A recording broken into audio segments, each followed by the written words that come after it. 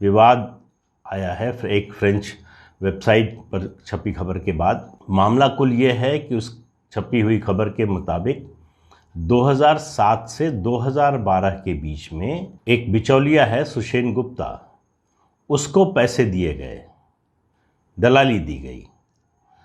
अब वो दलाली दी गई 2007 से 12 के बीच में। बीजेपी का ये कहना है कि ये दलाली जो है कांग्रेस पार्टी के लिए थी, जो कांग्रेस पार्टी ने जो डील कर रही थी, जो कि नहीं हुई। पहली बात तो ये समझ लीजिए कि सुषेण गुप्ता और क्रिश्चियन मिशेल, ये दो ऐसे दलाल हैं जो भारत में यूपीए के समय में बहुत सक्रिय थे। जो अगस्ता वेस्टलैंड हेलीकॉप्टर डील थी, उसमें भी ये दोनों दलाली कर रहे थे, ये दोनों दलाल थे। ये तो इस्टेब्लिश हो चुका है। तो इन दोनों के दलाल होने पर या इस तरह के सौदे कराने पर इसमें कोई शक नहीं। इसमें भी कोई शक नहीं है कि इनका उस समय की यूपीए सरकार में रसूख था। ये सौदे करवा सकते थे, सौदे बनवा सकते थे, बिगड़वा सकते थे। तो ये एक बात तो ये बड़ी स्पष्ट है, जो लोएस्ट टेंडर भरता है, किसने सबसे कम दाम कोट किया है, उसमें जो है वो फ्रांस की जो कंपनी है दसां, वो आई और वही बनाती है ये जो राफेल लड़ाकू विमान है। तो कायदे से कॉन्ट्रैक्ट उसको जाना चाहिए था। तो 2010 में ये कॉन्ट्रैक्ट का L1 जो भी बिडर था वो सामने आ गया, मतलब दसां कंपनी आ गई कि राफेल जो है सबसे, उनका लड़ाकू विमान जो वो सप्लाई कर रहे हैं सबसे कम कीमत पर। तो वो कायदे से जो नियम है उसके हिसाब से कॉन्ट्रैक्ट मिल जाना चाहिए था दसां का। लेकिन उसमें एक और कंपनी थी, यूरोकॉप्टर, और वो भी कॉम्पिटिटर थी, वो फेल हो गई बिड में। इन लोगों ने ये कहा कि हमारे पास ऐसे लोग हैं जो इस डील को बदल सकते हैं। यूरोकॉप्टर के लोगों ने कहा कि डील तो फाइनल हो गई है, सब कुछ तय हो गया। उन्होंने कहा हम तब भी इसको पलट सकते हैं। यहाँ से शुरू हुआ सौदेबाजी का दौर। ये जो 2010 से 2014, बताइए, जब वायुसेना को इन लड़ाकू विमानों की इतनी सख्त ज़रूरत थी, नेशनल डिफेंस का सवाल था, राष्ट्रीय सुरक्षा का सवाल था, तब 4 साल तक कांग्रेस की यूपीए सरकार क्या करती रही? सब कुछ तय हो चुका था, पूरा हो चुका था। इस लड़ाकू विमान के बारे में जितनी जानकारी चाहिए थी सब मिल चुकी थी। डिफेंस की जो टेक्निकल कमेटी है वो अपना इवैल्यूएशन करके रिपोर्ट दे चुकी थी इसके पक्ष में।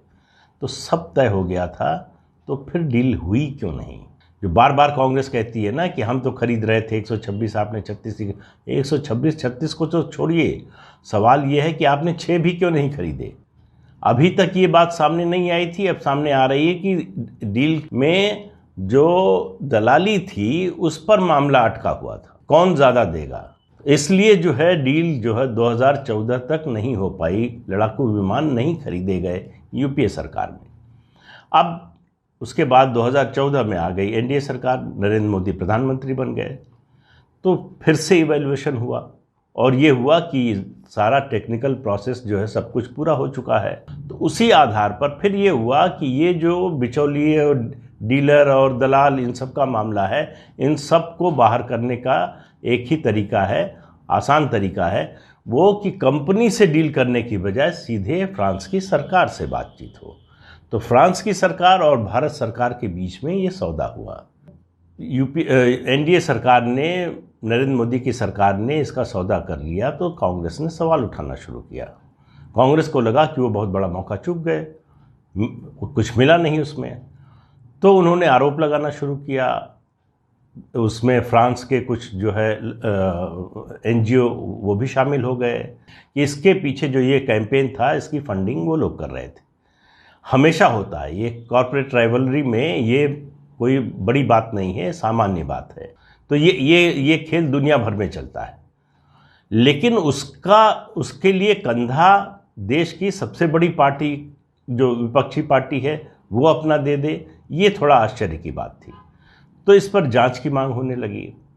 तो इसमें जांच हुई, फिर मामला सुप्रीम कोर्ट में गया।